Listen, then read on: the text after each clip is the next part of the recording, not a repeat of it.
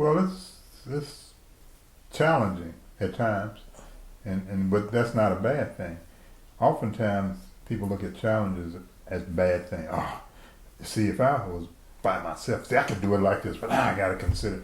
But actually, the more you do it, you say, you know what? I need that other perspective, and that's what you get, that other perspective, because nobody's right all the time. And when you get the other perspective, it can meld and mesh, and you can work beyond and go beyond where you could personally go as an individual. And that's been the great thing about it.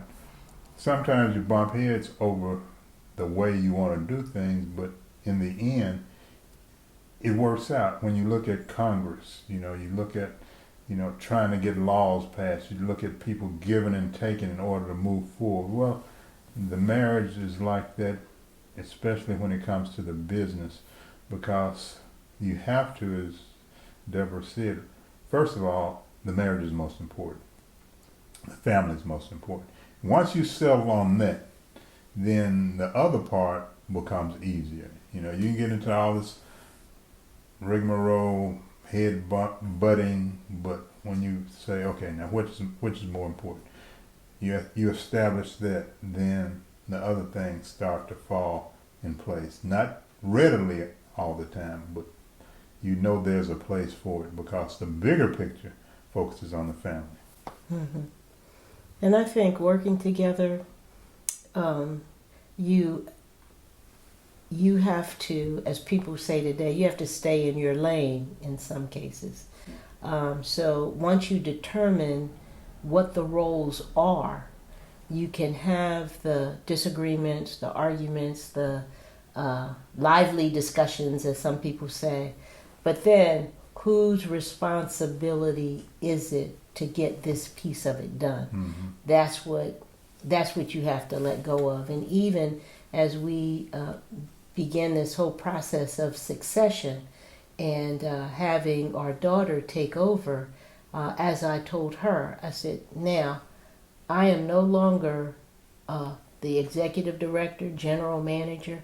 What I will do is I will tell you what I would have done if I were in your position.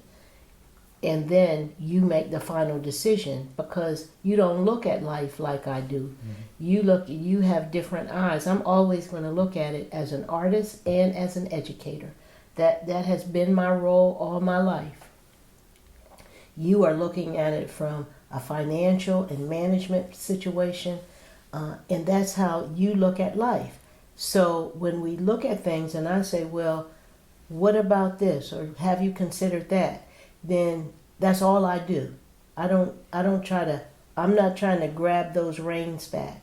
And people always say to me, how do you let this go? I let it go because all I can do is trust, not that she will do what I did, because I don't expect her to, but I expect her to take the organization to a new level, remembering always that this was our beginnings.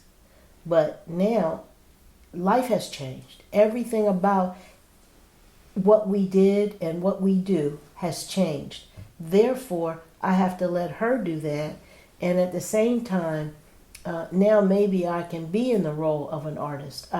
Always, for 40 years, I tried to get back and to be an artist. And every time I tried to be an artist and an administrator, both things failed. We didn't make any money, and I wasn't a good artist because I was trying to figure out how much money we had, and we didn't have it. So I'm on stage trying to figure out, okay, I only see 20 people, and that means we didn't make any money.